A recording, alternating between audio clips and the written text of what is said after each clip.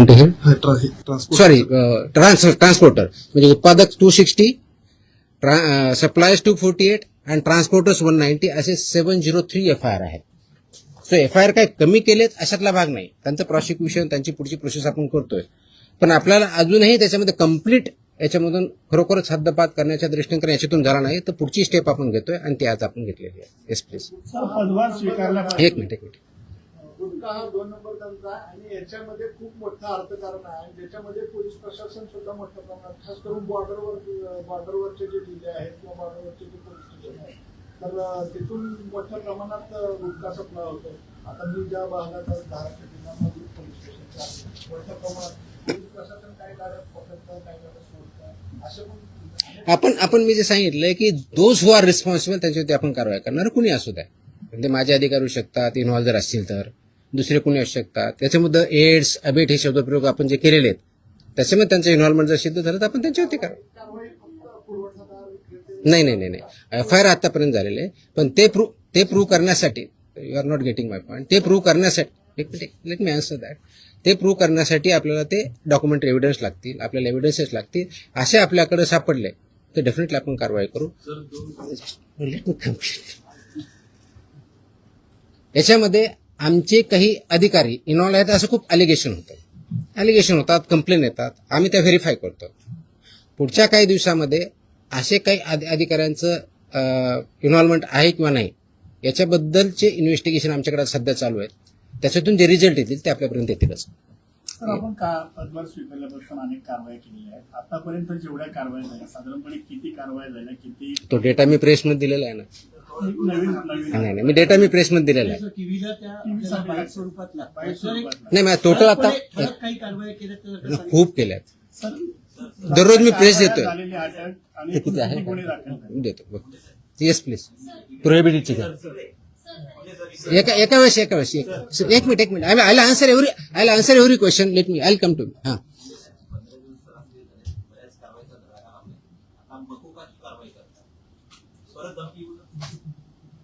मला धमकी आलेलं कुणी सांगितलं तुम्हाला? नाही, sorry, no sorry, please look at the. ती जुनी क्लिप आहे, कमीत कमी 10 वर्षापूर्वीची आहे. Look at the clip. आताची क्लिप नाही याची ती. दॅट वॉज नाही मला नाही आलेलं. That clip if I remember correctly, मला आठवत नाहीये, इफ आय रिमेंबर करेक्टली बहुतेक ती पुण्यातली क्लिप आहे, फेनावाजी PMPM आहे. चेकआउट. तुम्ही बघा ते क्लिप आताची नाही, मला कोणतरी पाठवली, मला कोणतरी विचारलं, मला अशी धमकी नाही आलेली. येतो मी त्यांना. Let us focus on this. There are so many issues. Let us focus on this. Please. थोडं I'll answer on this one. 2 दिवसापूर्वी संभाजीनगरमध्ये FDAच्या पथकावर दगड फेकला आणि अधिकाऱ्यांना स्कॉर्पिओ गाडी त्यांच्या अंगावर घालण्याचा प्रयत्न केला. त्यांच्यावर पण मुकोबा अंतर्गत कारवाई होती. आता हे जे मी exactly that's what I am saying. कारण मोकोका क्लॉज वापरण्यासाठी ज्या काही प्री कंडिशन्स आहेत त्या फुलफिल झाल्या डेफिनेटली करणार आम्ही. कारण त्याला एका गुन्ह्यासाठी होत नाही. It has to be more than 1 offence in last 10 years. त्यांच्यावर जर झालेला असेल तर डेफिनेटली आम्ही करू, कारण त्याचं कंडिशन फुलफिल करायला पाहिजे. अदरवाईज आमचे FSSA ऍक्ट, BNS ऍक्ट आम्ही ते वापरतोच आहोत. आज ती जे हल्ला झाला त्याच्यावरती इमिजिएटली स्विफ्ट कारवाई पण झाली. 7 का 8 लोक त्याच्यामध्ये अरेस्ट पण झाले immediately. I spoke on with DGP also. DGPने सुद्धा इमिजिएटली त्याच्यावरती इन्स्ट्रक्शन देऊन कारवाई केली. अँड अशा प्रकारचे हल्ले आम्ही भिणार नाही. Very clearly will protect our officers आणि those who take law into their hands will show force of the law. एक मिनिट. येस नाही, बाजूला तुमच्या. बताऊंगा. मेरी हिंदी इतनी अच्छी है ही नहीं, जितनी भी टूटी फूटी है उसमें बात करूंगा. बोल. एक मिनिट. तुम्हाला उत्तर दिलं ना मी. मराठी पूर्ण करून घेऊया. अरे थांबा ना तुम्ही, मी इथंच आहे, मी कुठे पळून नाही चाललोय.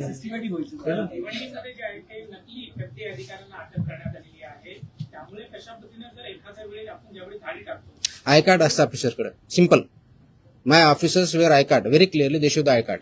या प्रतिबंधित माल जो आहे तो बऱ्याचदा गुजरात सारख्या राज्यातून मुंबईत, खास करून गुटखा असेल किंवा बऱ्याचदा भेसळयुक्त खावा देखील गुजरातवरून मुंबईमध्ये वाहतूक व्यवस्था करणाऱ्या अनेक लक्झरी बसेस असतात, टुरिस्ट गाड्या असतात किंवा ट्रक, यासाठी आरटीओची काही मदत वगैरे घेणार मी आता वाचताना वाटलं इन्क्लुडिंग ट्रान्सपोर्टर्स आरटीओची मदत घेणार? सगळ्या एजन्सी एकत्र काम करत असतात त्याच्यामध्ये, सगळ्याच एजन्सी काम करतात. आपण याच्यामध्ये मकोका लावताना किंवा हे करताना इव्हन आताचे जे FIR होत आहेत त्याच्यामध्ये आपण फक्त विकणाऱ्याला करत नाही, त्याचा ट्रान्सपोर्टरला पार्टी करतोय, त्याचा डिस्ट्रीब्युटरला पार्टी करतोय, तुमच्या ओनरला. मी तुम्हाला लिस्ट पण दिली.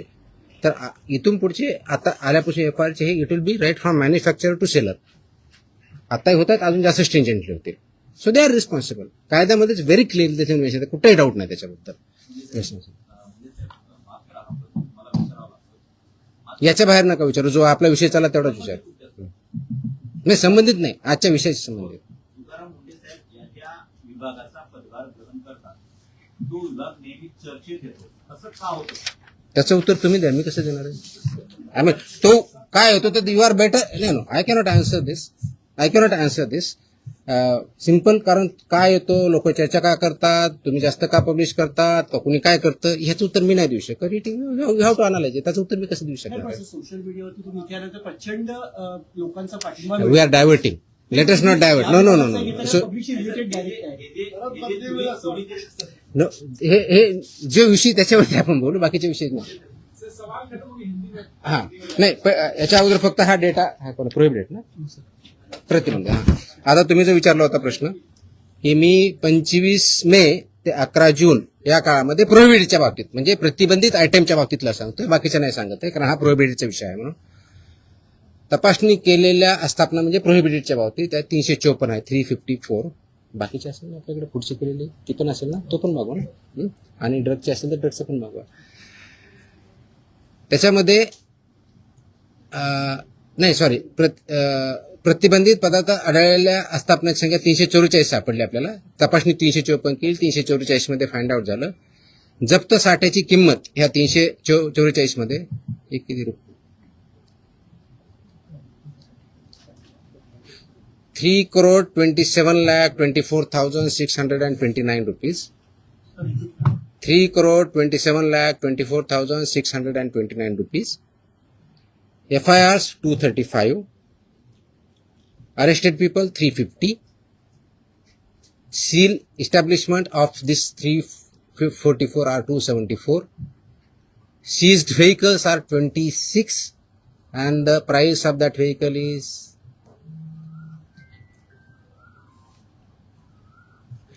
13,39,500. Sorry, 1,33,95,000.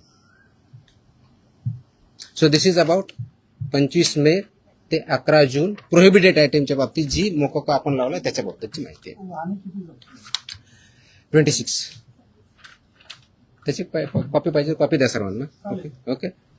So I am giving you the press note detail in Marathi and I am attaching the order also, so you are aware of this. Order is in English. ते आम्ही मराठीमध्ये आम्ही पाठवतो आमच्या ऑफिसला. It's a big exhaustive order आहे. किती पानाची आहे? 8 पानाची ऑर्डर आहे. कारण याच्यामध्ये रॅशनिंग डिस्ट्रीब्यूट सगळं आहे. So will get this one press note plus this one. हिंदीमध्ये माझी हिंदी चांगली नाही होत एवढी यार, मैं इतना बुरा लगूंगा उसमें, मैं इंग्लिश में बोल सकता हूँ. हाँ.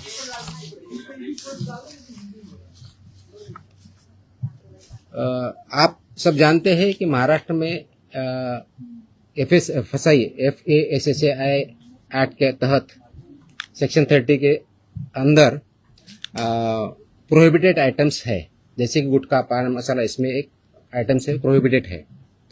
इसका मतलब ये होता है कि ये प्रोडक्ट, फूड प्रोडक्ट जो है प्रोहिबिटेड, वो महाराष्ट्र में मैन्युफैक्चर नहीं हो सकता है, ट्रांसपोर्ट नहीं हो सकता है, स्टोर नहीं हो सकता है, सेल नहीं हो सकता है. फिर भी बहुत कार्रवाई करने के बावजूद इसका सेलिंग और अवेलेबिलिटी महाराष्ट्र में कई जगहों पे पाया जाता है.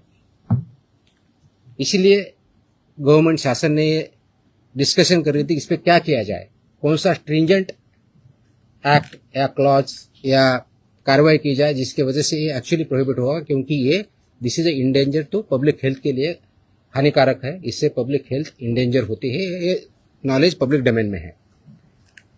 तो इसके तहत आज हमने मकोका एक्ट जो है महाराष्ट्र का, Maharashtra control of organise crime act 1999, ये इसमें इन्वोक करने का निर्णय लिया है, लागू किया है कि जो ये बिजनेस में मैन्युफैक्चरिंग करते हैं, ट्रांसपोर्ट करते हैं, सेल करते हैं, डीलर्स है, सेमी डीलर्स है, ये सबको ये प्रोविजन के अंदर अभी कार्रवाई की जाएगी। उसकी जो प्रोसीजर दी है सेक्शन 23 के अंदर मकोका के, वो फॉलो करके ये मैंडेटरी किया गया है कि जो मकोका के प्रोविजंस के में लायबल है, वो मैंडेटरी हमारे ऑफिसर एफआईआर करते समय मकोका का प्रोविजन एक्ट इन्वोक करेंगे और उनको पनिशमेंट करेंगे। इसका ऑब्जेक्टिव है, उद्देश्य है कि पब्लिक हेल्थ जो इंडेंजर हुई है इसकी वजह से, उसको पूरा तरह से रोका जाए और वो जो हमने प्रोहिबिशन किया है आइटम्स में, उसका अवेलेबिलिटी महाराष्ट्र में कहीं न हो और लोग उसको न खाए, जिसकी वजह से उनकी हेल्थ अच्छी रहेगी, उनका हेल्थ अच्छे रहने की वजह से उनका प्रोडक्टिविटी अच्छी रहेगी और जो ह्यूमन डेवलपमेंट है, ह्यूमन ग्रोथ है, उसको भी अच्छी तरह से हो जाएगा। इसीलिए ये प्रोविजन आज हमने इन्वोक किया है। इसका ऑर्डर हमने आज as a commissioner food safety Maharashtra बोल के इश्यू किया है और ये लागू हो रहा है और ये सब स्ट्रिक्टली आगे इम्प्लीमेंट होगा। अब तक का लास्ट 10 साल में जो मैन्युफैक्चरर्स है उनके खिलाफ 260 एफआईआर हुए हैं, जो सप्लायर्स है 248 एफआईआर हुए हैं, जो ट्रांसपोर्टर्स है 190, ऐसी 703 एफआईआर भी हो चुके हैं। इसका डेटा हमने मांगा है, उसका एनालिसिस भी चल रहा है। तो मेरी ये सुझाव है, वार्निंग है, those who are involve in this business, इधर मैन्युफैक्चरर और ट्रांसपोर्टर्स और सेलर्स और डीलर्स और सेमी डीलर्स, ये महाराष्ट्र में आप काम बंद कीजिए, नहीं तो ये कानून के हिसाब आपको कड़ी से कड़ी से आपको सजा इसमें पता है वो दिया है, इसी हिसाब सजा देंगे, प्रोसिक्यूट करेंगे और हम महाराष्ट्र जो प्रोहिबिटेड आइटम है उसमें नहीं मिलने देंगे। ये जो हमने बताया कि इसमें कौन कौन आता है, तो इसमें मैन्युफैक्चरर आएंगे, manufacturer end producers of prohibited items, financiers funding जो करते हैं मैन्युफैक्चर के लिए या प्रोक्यूरमेंट के लिए या डिस्ट्रीब्यूशन के लिए, वो भी आएंगे। इंटरस्टेट और इंट्रास्टेट सप्लायर्स जो है वो भी इसमें आएंगे, कमीशन एजेंट्स भी इसमें आएंगे, ट्रांसपोर्टर्स आएंगे, व्हीकल ऑपरेटर्स आएंगे, इंक्लूडिंग एजेंट्स हु बुक और अरेंज फॉर ट्रांसपोर्ट, वो भी आएंगे। गोडाउन ऑपरेटर्स आएंगे, वेयरहाउस ओनर्स आएंगे and store managers who knowingly store such products, वो भी आएंगे। होलसेल डीलर्स एंड डिस्ट्रीब्यूटर्स भी आएंगे, sub dealers and semi wholesalers भी आएंगे, एजेंट्स भी आएंगे, retail sellers forming part of an identified organise network भी आएंगे, और एनी अदर पर्सन नोइंगली जानबूझ के उसको अबेट करता है, इंफॉर्मेशन कंसील करता है या असिस्ट करता है, ये सब के खिलाफ चलेगा। सेलर है,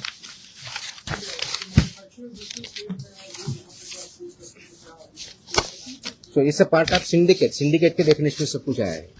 Organized crime, that's why it is an act, that's why this is become an organized crime and they are working as a syndicate, that's why we are invoking these provisions. They are supporting.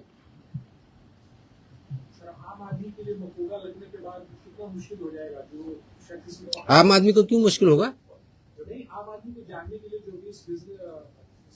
आम आदमी business में नहीं है ना,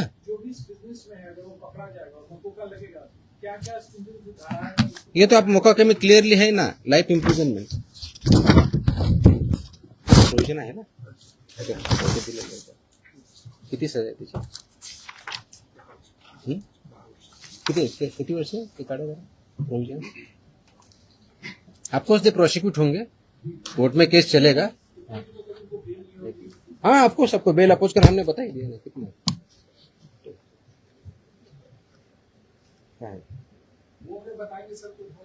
नहीं वो तो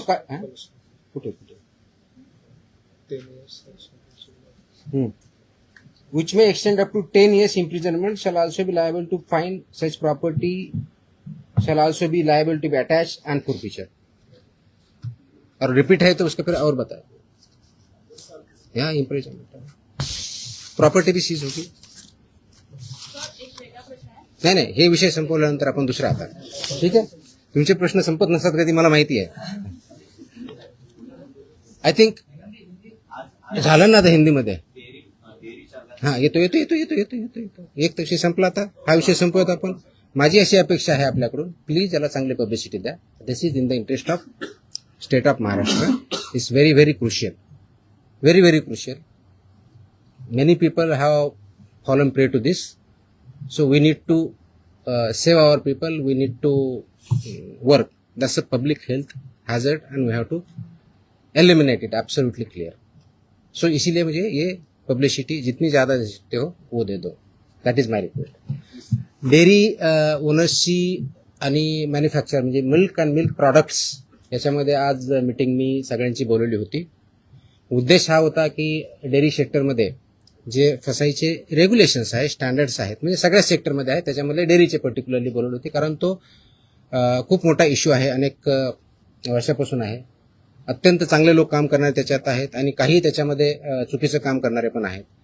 आणि म्हणून FDA म्हणून आम्ही काय कारवाई करणार as a regulator. FDA is a regulator आणि मी फूडच्या बाबतीत म्हणलं फूड कमिशनर स्टेट म्हणून आम्ही रेग्युलेट करतो जे फसाईचे नॉर्म्स आहेत. कारण फसाई ॲक्ट हा 2006ला आला, त्याचे रूल्स 2011ला झाले आणि 2011 पासून आतापर्यंत वेगवेगळे रेग्युलेशन किंवा स्टँडर्ड्स फसाईने डिक्लेअर केलेले आहेत. ते मॅन्डेटरी आहे सर्वांवरती. जे जे फूड बिझनेसेसमध्ये आहे, ज्याला आपण FBO म्हणतो, फूड बिझनेस ऑपरेटर, ते रजिस्टर्ड असणं हा भाग वेगळा आहे. पण त्यांनी कोणत्या कोणत्या प्रकारचे स्टँडर्ड्स जे जे प्रॉडक्ट आहेत त्याला वापरायचे, त्याप्रमाणे प्रॉडक्ट तयार करायचे किंवा सेल करायचे, हे त्याच्यामध्ये स्टँडर्ड्स दिलेले आहेत. त्याच्यामधला एक भाग म्हणून जे मिल्क अँड मिल्क प्रॉडक्ट्स आहेत याच्यासाठी जे स्टँडर्ड्स लागतात ते त्यांनी पाळावेत, ते त्यांनी इम्प्लिमेंट करावेत. या दृष्टिकोनातून एक इंटरॅक्शन सेशन, कायद्याचे प्रोव्हिजन, रेग्युलेशन्स कोणते आहेत ते त्यांना आम्ही सांगितले. त्यांचे जे काही इश्यू होते ते आम्ही समजून घेतले आणि यातून पुढे खूप स्ट्रिक्टली याच्यावरती एन्फोर्समेंट होईल. राईट फ्रॉम कलेक्शन सेंटर गावातलं जे असेल तिथपासून ते म्हणजे तुमचा MBO असेल, म्हणजे तुमचं जे चिलिंग सेंटर असेल, कलेक्शन सेंटर असेल, चिलिंग सेंटरपासून तुमच्या डेअरीपर्यंत जात असेल, मग तुमचा दूध प्रॉडक्ट बनवणार किंवा पनीर बनवणार तिथपर्यंत जात असेल, ते प्रॉडक्ट बनवून ते कंझ्युमरपर्यंत जात असतील, ही सगळी चेनमध्ये जे जे त्याच्यामध्ये इन्व्हॉल्व आहेत त्यांनी हे सगळे स्टँडर्ड्स पाळले पाहिजेत, इम्प्लिमेंट केले पाहिजेत आणि त्याच्यामुळे चुकीचं काही होणार नाही हे त्यांना समजून सांगण्यासाठी, कायद्याचे प्रोव्हिजन समजून सांगण्यासाठी आम्ही मीटिंग बोलवली होती, इंटरॅक्शन केली. मी एक प्रेझेंटेशन पण केलं की कायदा काय सांगतो, नाही केलं तर त्याचे काय प्रोव्हिजन होतात. तर 2-3 ठळक ज्या गोष्टी आहेत त्याच्यामधल्या, तर एक पहिलं की अनसेफ फूड हे कशाही परिस्थितीत टॉलरेट केलं जाणार नाही, इन्क्लुडिंग मिल्क प्रॉडक्ट्स. अनसेफ फूडची डेफिनेशन कायद्यात दिलेली आहे, त्याच्यामुळे इथे बोलत नाही, त्या तुम्ही वाचू शकता, त्याच्यात क्लिअरली आहे. दुसरं अडल्चरेटेड फूड, तिसरं मिसब्रँडेड, चौथं सबस्टँडर्ड आणि अजून काय एवढंच नाही. सो अशा प्रकारच्या कॅटेगरी आहेत आणि या प्रत्येक कॅटेगरीला काय पनिशमेंट आहे हे कायद्यामध्ये दिलेलं आहे. तर ते व्हायलेट तुम्ही करू नये. त्याचे जे वेगवेगळे रेग्युलेशन्स, पहिला रेग्युलेशन फॉर रजिस्ट्रेशन कंपल्सरी आहे, ते बऱ्यापैकी इम्प्लिमेंट आहे आजच्या डेटला, रजिस्ट्रेशन आणि लायसन्सिंग, पण ते तेवढ्यापर्यंत चालत नाही. फूड प्रॉडक्ट्सचे जे 2011चे स्टँडर्ड्स आहेत ते बऱ्याच वेळेस कॉम्प्रोमाइज केले जातात, ते करता येणार नाही. मार्केटिंगच्या किंवा ॲडव्हर्टाइजिंगच्या बाबतीत चुकीचं दिलं जातं, ते करता चालणार नाही. त्याचबरोबर काय म्हणतो त्याला, प्रिंटिंग काय म्हणतो त्याला, प्रिंट करतो ते लेबलिंग जे आहे ते व्यवस्थित होत नाही किंवा चुकीच्या पद्धतीने होतं किंवा मिसलिडिंग होतं, ते चालणार नाही. पॅकेजिंग त्याचे स्टँडर्ड्स ठरवले आहेत, ते पॅकेजिंग त्याच पद्धतीनं पाहिजे, ते चालणार नाही. हे त्यांना आम्ही चांगल्या पद्धतीनं समजून सांगितलं आहे आणि बाय अँड लार्ज त्यांची कन्व्हिन्स झालेली आहेत की येस आमच्याकडे काही ज्या त्रुटी असतील तर आम्ही त्याच्यामध्ये कारवाई करू, जेणेकरून हे जे दूध आहे किंवा प्रॉडक्ट आहे, फूड अँड फूड प्रॉडक्ट जे आहेत ते कंझ्युमरला जे स्टँडर्ड फसाईने घालून दिलेले आहेत ते त्याप्रमाणे करतील. जे करणार नाही त्याच्यावर फसाई ॲक्टनुसार आपण त्याच्यावरती कारवाई करणार आहोत. आता हे standard over a period of time आहे, 2011 पासून आतापर्यंत जवळजवळ टोटल 28 प्रकारचे रेग्युलेशन किंवा स्टँडर्ड आहेत. त्याच्यातले 6 हे ऑथॉरिटीचे आहेत, मग 22 आहेत ते वेगळ्या प्रॉडक्टच्या बाबतीतले आहेत सगळे. त्याच्यातले बऱ्याचशा अंशी 6 ते 10च्या दरम्यान हे फूड अँड फूड प्रॉडक्ट्स लागतात. प्रत्येकाला मोर दॅन 1 लागतात. रजिस्ट्रेशन कंपल्सरी आहे, पण ते फूड कॅटेगरी जी असेल त्यांना ते लागतात. ते स्टँडर्ड्स आम्ही जास्त इम्प्लिमेंट करू सॅम्पलही आम्ही वाढू आणि त्याचबरोबर आम्ही हे सांगितलं की कंप्लायन्स करणं ही तुमची जबाबदारी आहे आणि इन्फोर्स करणं ही आमची जबाबदारी ॲज अ रेग्युलेटर म्हणून. ती इन्फोर्समेंट आमचं स्ट्रिंजंट होईल. त्याच्यामुळं आपण स्वतः आपल्या आदिनीचं ज्यांच्याकडून तुम्ही दूध घेता, जे चिलिंग सेंटर्स आहेत, जे तुमचे प्रॉडक्ट्स आहेत, तुमचे प्लांट्स आहेत, त्या ठिकाणी याचं कोणतंही व्हायोलेशन होणार नाही याची काळजी तुम्ही घ्या. आणि सबस्टँडर्ड असेल, अनसेफ असेल, तो माल रिजेक्ट करा. तो तुम्ही वापरू नका, दुसऱ्याकडे वापरून देऊ नका. So that this unsafe, substandard, adulterated, misbranded असं कोणताही प्रॉडक्ट मार्केटमध्ये येणार नाही. त्यासाठी तुम्ही कार्यरत राहा आणि ते कंप्लायन्स करता की नाही त्याचं एन्फोर्समेंट आम्ही बघू आणि जिथं कंप्लायन्स होत नाही त्यांच्यावर आम्ही स्ट्रिक्ट कारवाई करू. दिस वॉज द मीटिंग. तुमच्या कारवाईचं शेतकरी फार खुश आहेत. तुमच्या कारवाईच्यानंतर आठवडी तालुक्यामध्ये तुमचा दुधाभिषेक करण्यात आला.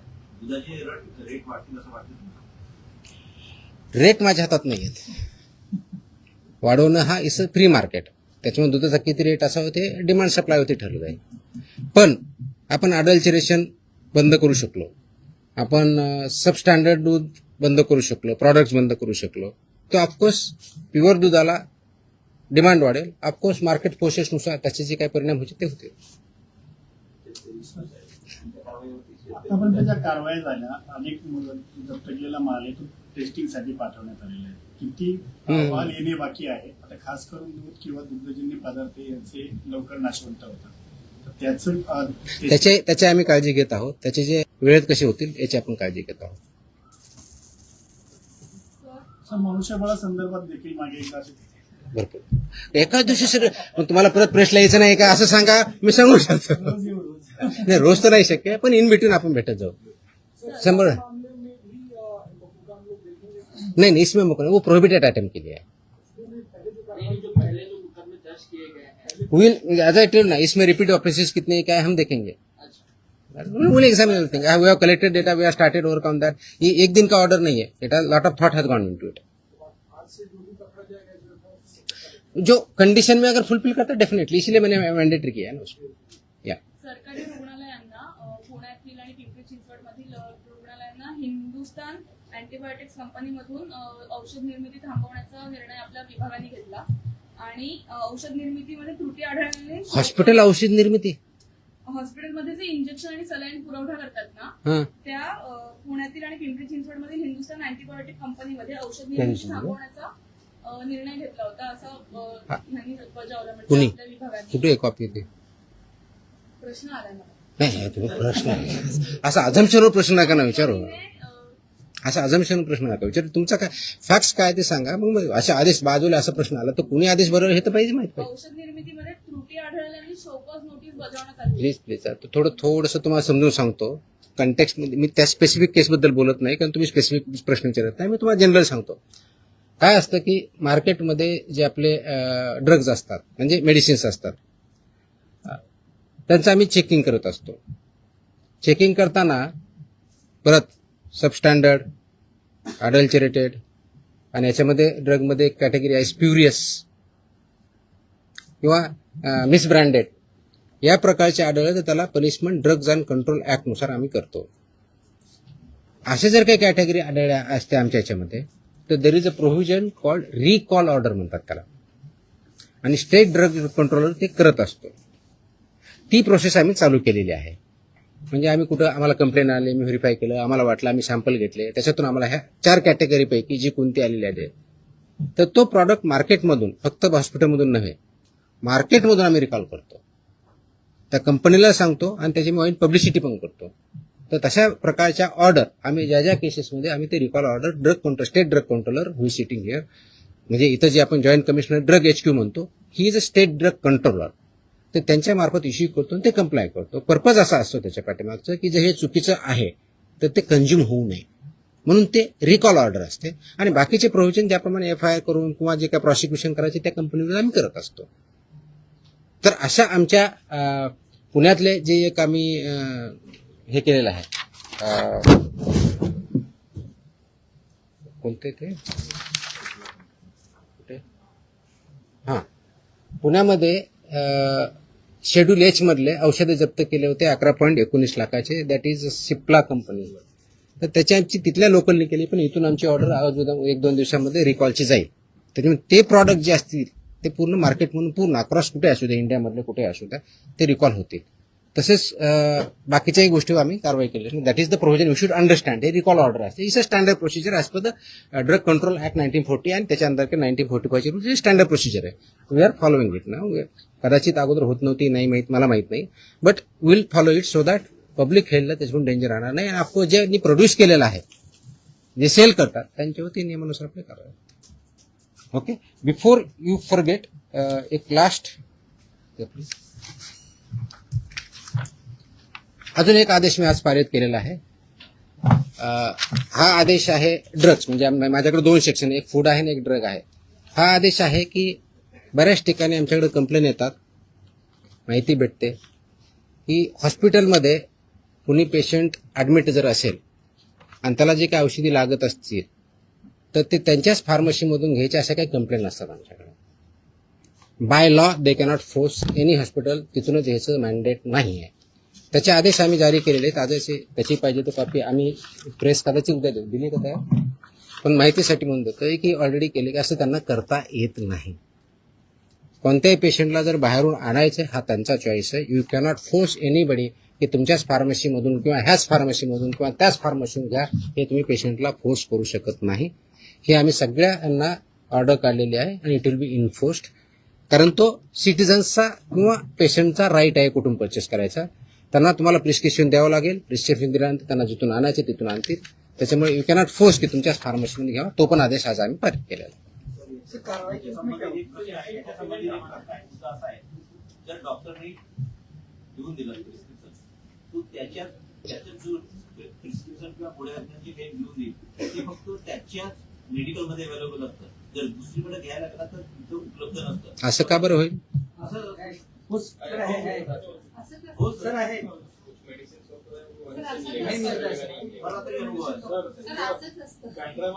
म्हणजे मेडिसिन फक्त त्याच्या हॉस्पिटलसाठी.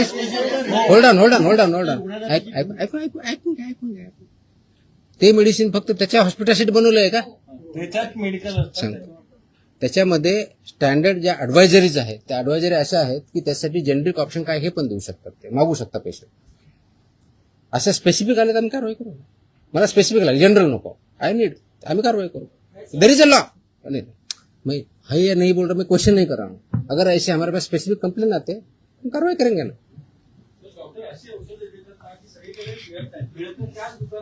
कसं ते कंटेंट पेक्षा ते ब्रँड नेम देतात, त्यामुळे लोक ब्रँड नेम वरती जातात आणि कंटेंट. हा खूप मोठा विषय आहे. प्रिस्क्रिप्शन कसं लिहावं, कुठं लिहावं, कोणतं द्यावं, आता त्याच्यात मी जाणार नाही की तो माझा डोमेन नाही आहे. माझा ड्रगच्या बाबतीतला जो इश्यू आहे, अशा प्रकारच्या कंप्लेंट जर आमच्याकडे आल्या तर will definitely investigation look into it. Okay, I hope, I think I have satisfied everybody. आणि मकोकाला जरा वाईट पब्लिसिटी आहे. येस, या अगोदर नाही सांगायचं का? अरे नाही, आता नाही, बाकीचे सगळ्यांना प्रिंटमध्ये द्या. It is required and it is essential also. Okay, चलो, थँक्यू. सर, पीएम म्हणजे ट्रेडमार्क की तुकाराम मुंडे.